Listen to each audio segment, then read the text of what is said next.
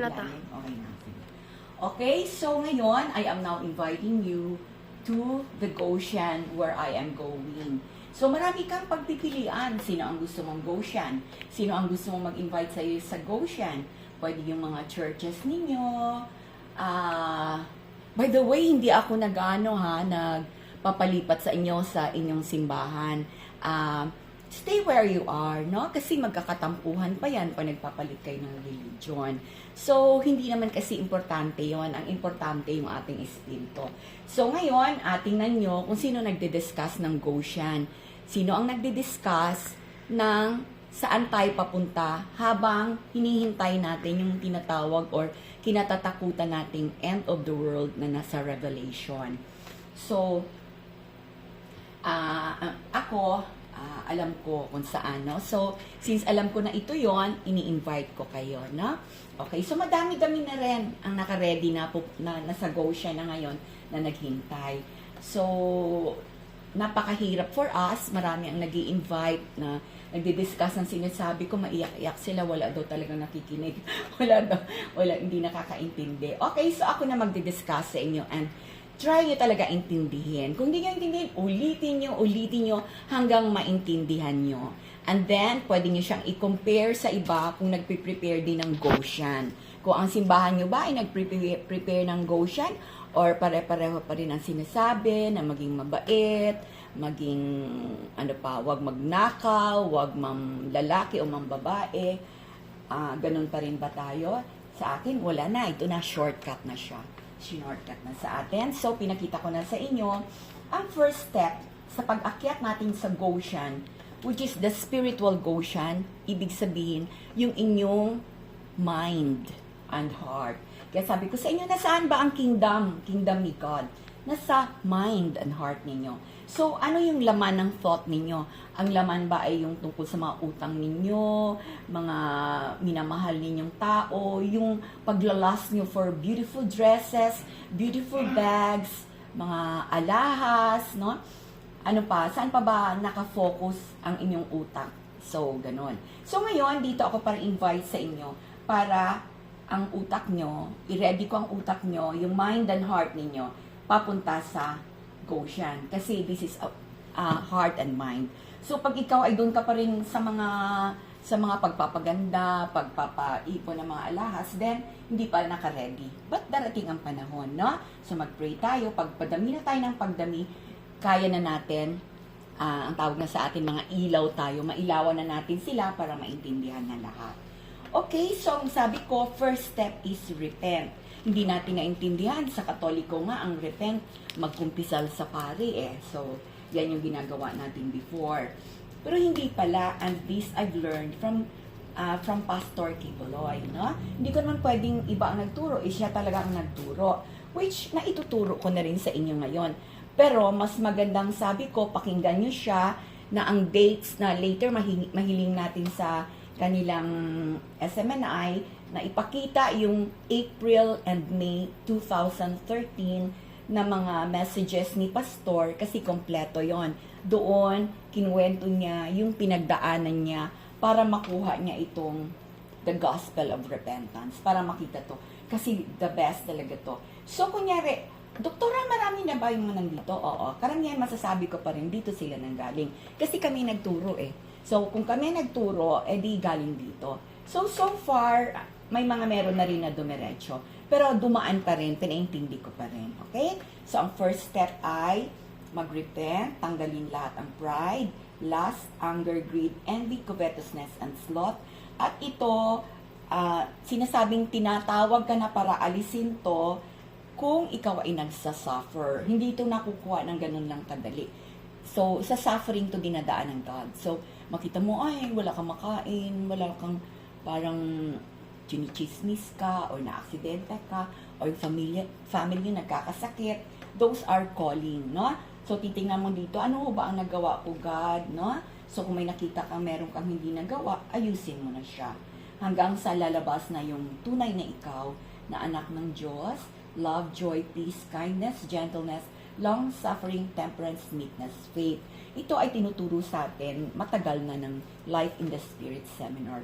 Pero hindi pa rin natin siya maintindihan, no? Na kailangan pala talaga maging ganito tayo. Hindi lang natin alamin, kundi maging ganito talaga tayo. Hindi tayo makapunta sa second stage kung hindi tayo ganito. So, pag nasa second stage, ang tawag doon, I am presence. Kaya sa dinami-dami ng mga Kingdom of Jesus Christ, dito pa rin sila kasi ito yung napansin namin, hindi nila natanggal to. Napunta sila sa abuloy, yung pag-ano ng pera, doon napunta mga goals. Hindi sila nag-concentrate na maging katulad kami ni pastor na dapat ito na kami, no? Ito na yung ano. Ngayon, I am presence, ibig sabihin, na-prove na ni God na pwede na siyang pumasok sa'yo. Kaya you can say, I am. So, hinahanap mo ba ako? I am. Andito na siya sa loob ko. And, sabihin mo talaga yon, like, hindi mo naman kailangan sabihin, I am, but there are times when you have to tell them, if you have seen me, you have seen my Father. Diba? Kung napansin mo na, ay, doktor, ang bait-bait mo, gano'n. Well, hinamin ko yung sinabi ni God. Sabihin ko, if you have seen me, you have seen the Father. So, yung iba naintindihan nila, ibig ko sabihin, diba? So, yun na yung I am presence. Nararamdaman nila ang Diyos sa iyo. So, ito ay, may nagbibigay na to ng power sa iyo, kaya lang, dito pa rin nga sila. Dito sa mga goals, dito nag-focus ang unang Kingdom of Jesus Christ na gagawin sana ni God. Well, anyway, it was the technique of God. Kaya strategy pa rin niya yun. Kaya, okay lang to, iniwan namin to. And then, pumunta na kami dito. And then, pumunta na kami sa all knowledge, no? So, kanino ka ito na all knowledge, meaning pati sa pagpunta sa Goshen. So, kayo, saan nyo ba gustong makinig, no? Kanya mo rin yung mag-Goshen ng iba, di ba? So, those who have the all knowledge, ang tawag sa kanila divine, no? A divine is a divine male, which is all knowledge. Pag sinabi mong divine masculine, all knowledge. Divine masculine is love and compassion. Ang galing mo nga, ang tapang mo tulad ni the Ark of Joan the Ark, di ba? Pero, all knowledge ka lang, walang love and compassion, no? So, like si Gandhi, all knowledge, meron siyang all knowledge, but, pinintay niya kasi yung pagiging masculine niya, no? So, hindi siya nag-focus sa most powerful, which is the woman factor, love and compassion, okay? So, dito ngayon, ang mundong to, pinanganak tayo, ang naghahari ay demonyo. Kaya, ang hangin, sabi ko sila ang may-ari. Water, isipin nyo sila ang may-ari. Aralin nyo, bakit ko sinabi sila may-ari? Earth, sila din ang may-ari. Kaya nila mag-earthquake. Kala nyo ba lahat ng earthquake, gawa ng Diyos yun, di ba? And then, sun, balak nilang kunin to, di ba? Balak nilang lagyan ng blackness, cover nila para mag-iba, no? Okay, so tayo, wala tayong magagawa sa kanila. Kahit dito tayo. It is through all knowledge na makaya nating lumaban sa kanila. So, kailangan ka maging ganito bago ka makalaban, bago ka magiging, pwede mo silang malabanan. So, andito tayo, thousands of years na, pray, wala nangyari. Kasi nga, hindi tayo nakarating sa all knowledge. Ito lang talaga ang pinapakinggan at hindi kailangang marami. Ano ang sabi? When two connives, ask and it shall be given. Kahit dalawa lang ang may all knowledge. So, when 3 or more are gathered in my name, I am in the midst. So, sige lang. Sabi lang kayo, andito ako nakikinig sa inyo. Sabi ni Jesus Christ or ni God. So, kailangan ka talaga dumating dito. Kaya stop it sa mga ginagawa yung kung ano-ano. Kasi hindi yan makarating hanggat hindi ka all knowledge. So, ngayon, nakuha na ito ng people who are divine, all knowledge, ang air, water, earth, and fire. Kuha nila lahat yan. Hindi na matupad yung mga binabalak na mga nandito, the left, no? So, ngayon, ito na, sabi ko nga, high knowledge. Once you're here, ang tawag sa'yo, high knowledge ka. And ang tawag sa'yo, meron kang higher dimension. Maraming dimensions, diba? Hanggang 12th dimension. Pero tayo ay nasa 3rd dimension. Ngayon, walang pag-ibig. Tapos pag pupunta tayo ngayon sa fifth dimension where there's love. Love ang meron, no? Namumutawi sa mga nandito. Kasi pag nawalan sila ng love, ay, kawawa, latigo. Matindi maglatigo pag dito ka na. So may mga kwento ng nabagok ang ulo niya, nadapa siya, na, like ako, diba nangyari sa akin yun na, yung knife tumama sa ulo niya, no? O yung ilaw tumama sa ulo niya, ma'am, meron kang hindi ginawa, no? Yan ang sinasabi ko, merong na-aksidente, ay ma'am, meron kang hindi ginawa. Matindi to, pag dito ka na at ikaw ay tutulog-tulog, no? Na hindi mo alam na malaki na yung responsibility mo, okay? So, ano ang binigay na paraan ng Diyos?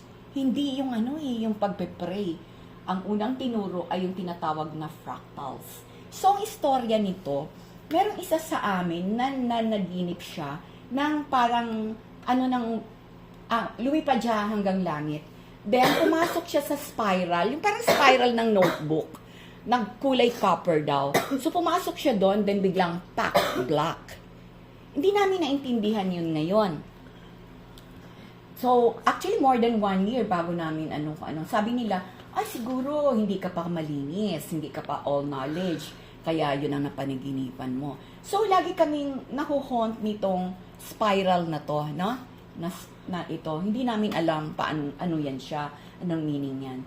So, more than a year, nagkaroon ng press release about Einstein na ang sabi niya, ang Earth daw, kaya raw hindi nakakaakyat or tinatawag natin gravitational, lang siya, tigil lang siya, kasi daw, because of the black holes. Di ba narinig niyo yung black holes? So, sabi namin, kung ang mundong to ay hindi makaakyat ang Earth, merong mga black holes daw kasi. So, gamitin na kaya natin yung spiral na panaginipan. Gawin natin yung mga black holes, lalagyan natin ng gano'n. And the color is copper, so that gano'n talaga yon. Hindi pa namin alam up to now why the color is copper. So, gano'n. Yun ang So, iniikutan, nilalagyan ng parang spiral sa notebook. Igaganon siya yung mga black holes, gano'n kami. Alam nyo, after that week na ilang days lang na yung tungkol kay Einstein and the black holes, wala na masyadong kwento about the black holes. So, sabi namin, ay, baka tama tayo, baka yun nga. So, every time, ginagamit namin to. Hanggang naisip namin, di ba yung ganito, fractals or pa ganon, di ba yan ang nagpapaandar ng mga motor, electric fan, kotse, lahat ng kailang mga electricals, di ba ganon? Ganon lahat, no? Yan talaga ang magpapaandar. So, ibig sabihin, gaganon tayo kasi papaandarin natin to lahat, atin to. So, we will own it. Lahat ng movements ng water, magdidepend sa atin. Yun ang namin. So, ginawa namin to. Okay? Hanggang sa later, binigay na sa amin na judgment time na at ang ibinigay sa amin, again, through readings and all, nagkasundo-sundo kami na yun ay si Saint Michael the Archangel. Si Saint Michael the Archangel, ang isa sa amin ay nabigyan ng kanyang through a revelation, through a vision, ng isang 2-meter sword. So sabi namin, ayan ang ituturo mo every time na meron ka i-judge na tao. Okay? And then, ngayon ni-reveal na ang kasama daw ni Saint Michael the Archangel are archangels and yung the blue dragon. Yun, pag sinabing blue dragon, yun ang dragon ni Saint Michael the Archangel. So, ini-imagine namin, he is with the dragons, kung pinaka-biggest na dragon. So, again, air, water, earth, and fire, nakagano ng mga dragon dyan, nakaikot. So, ang pagkakaalam namin, when we do that, walang makapasok, walang makagawa ng mga balak nilang gawin sa atin. Ito, mga balak, ay kayo na mag-research nito, no? Huwag na kayo tatanga-tanga, alam niyo to. So, ngayon, meron tayong vlogger, pagdating sa Philippines lang tayo, ha? There is Maharlika and there is Lynn Agno. Si Lynn Agno, para siyang intel. Alam niya ang story buong mundo. Pinaghihirapan niya yan, no? Ang ganda ng kanyang, Lynn Agno. Hanapin niyo yun, no? Sa Facebook. And then, niyo yun? Mag-text kayo sa akin and isi-send ko sa inyo. Lynn Agno, every other day yan. So, last night, yan ang, may Lynn Agno last night. So, akala ng mga yan, minsan na sila na, kayo nang gumawa ng paraan, ginawa na namin lahat. I mean, move, sabi ni Lynn Agno, gumawa kayo, mag-form kayo ng community, no? Sabihin niyo itong mga sinasabi ko sa inyo, ganun siya. So hanggang sa sabi ko, just hayaan mo lang, Lynn. So nag-chat ako sa kanya. Kasi nakuha nito yung, kaya may arrow oh. May arrow yan na nakuha dyan, and then, andito na yan. Kung ano mga sinasabi ni Lynn Agno na tama, na tingin namin tama, pasok yan dito. Siyempre, actionan yan. Actionan na ng fractals, no? I-claim talaga yung, binabantayan talaga air, water, air, and fire. Tuloy-tuloy yan. And same with Maharlika. Akala nyo ba si Maharlika mura ng mura? Parang naiinis ka na sa kanya, sila yung mura ng mura. Pasok yan. Hindi yan useless ang ginagawa nila. And tingnan mo, sino ang nag-move pag again na the best? Babae. No? Because of love and compassion, binabantayan yan sila ng Diyos, no?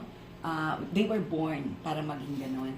And para, yan, makuha. So, yan ang trabaho nila. And we are protecting, all knowledge is protecting the two of them.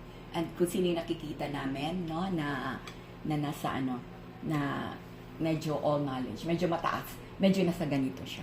Nalalaman namin sa mga vloggers. Yun ang aming tinitingnan sa vlogger bago kami makinig sa kanya. Ngayon, balikan natin si Pastor Apollo Kibuloy. Kita niyo parang wala na masyadong campaign against him, no?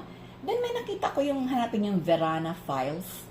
Meron siyang sinabi na, alam mo ba, ba't nila ginaganyan si Pastor? Kasi may 3 powerful women of the Philippines na gusto siya, no?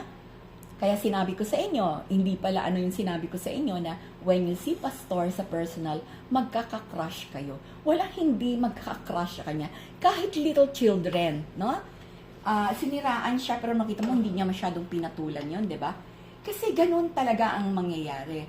Kaya, yun ang sinabi ni Verana Files, no?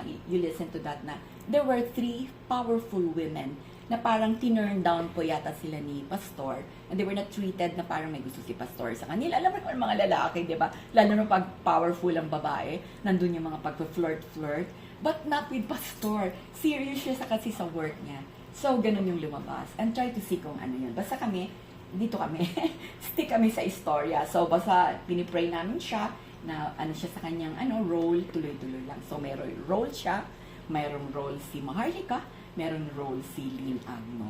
No? So, mga boys, try nyo to make yung ginagawa nyo ngayon a role. So, kahit walang pera yan, kahit delikado ang buhay nyo, go kayo. Sige, sabihin ko dito sa inyo kung may nakikita na ako. So far, sila yung namin pinapakinggan. Okay, so now, ito na yung kwentong Goshen. I-try nyo mga ganito muna hanggang sa magbasa rin kayo ng magbasa. Pag alam ni God na uhaw kayo, mismong ilalagay niya sa mukha nyo dun sa internet, no? Bigla ka na lang may papasok na ganon. Maraming magic na gagawin sa inyo. Basta ito lang ang requirement, no? Love, joy, peace, kindness, gentleness, long-suffering, temperance, meekness, faith. Okay, now I will tell you, forget about the 10 Commandments. Okay? Sige, ito yung reason. Remember, Old Testament John? When dumating ngayon si Jesus Christ sa New Testament, 2 na lang commandment niya. Love me above all things and love your neighbor as yourself. Okay, puntahan natin si 10 Commandments. I am the Lord thy God, or shall not make gods before me. Thou shalt not take the name of the Lord thy God in vain. Honor thy father and thy mother. Thou shalt not steal. Diba, pag violate mo yan, diba, wala kang love? Diba? So, hindi ka nag-honor sa father, mother mo. Then, nagkakasala ka, wala kang pagmamahal, no? Tapos, ano ka ng ibang gods, satanic ka. So, hindi ka, diba? Walang love. Okay, thou shall not, yung steal, thou shall not commit adultery, thou shall not covet thy neighbor's wife. Makita mo, thou shall not kill. Lahat yon is a violation ng love, di ba?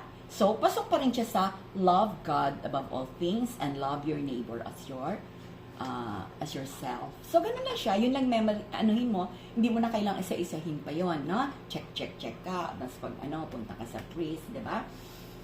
Okay, so yun lang ang requirement. You are love. Ikaw isang naglalakad na love, pakiramdam niyo sa mga tao ang pagmamahal. At unti-unti kayo dadalhin ni God dito sa all knowledge. So sa amin, it took us mga ilang years, 10 years siguro bago namin nakuha ang all knowledge. But we still have 4 years. Tuloy, no? Kasi ganun talaga. Sa inyo, sino-shortcut na ngayon, no? Kasi yan, nararamdaman nyo na lahat yung hagupit, no? Hagupit ng Diyos, hagupit ng kalaban. And then, desperado na kayo, hindi nyo alam na meron tayong laban. Art of war ito, no? Kaya, The Art of War of Dr. Ann. Yung ginagamit ko, Dr. Ann. Dr. Ann's Goshen. Yan yung gamitin ko.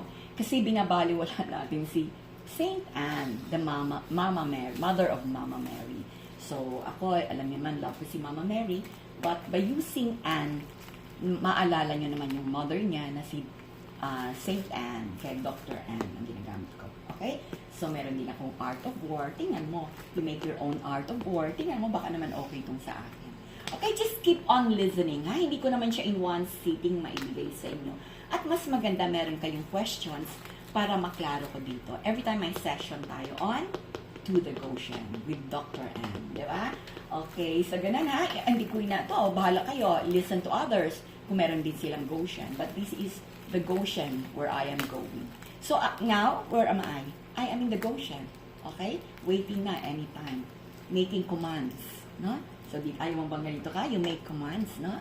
Gusto mong pagkilitiin sila hanggang mamatay or what? You can do it, no? Kasi God enjoys our comedy actually. Gusto niya yung komedyante ka, no? That you're having fun. While learning this, you're having fun. Gusto ni God yun. He enjoys it. Okay? So, ganun lang. So, basta lang, every time merong akong inspiration, I will be here and share to you. Na? So, unti-unti lang muna ako mag-ano sa inyo. No? Try nyo talaga. Unahin nyo to kaysa kung mga ano-ano ang tinitingnan nyo. Unahin nyo talaga to. Okay? It's my command. And what happens, Doktora, if hindi namin gagawin yan? Well, just hear it for yourself. You might have blessings pag nakikinig ka dito. If not, ini-ignore mo lang, then observe then what happens to you and your family. Okay? Thank you. Love you.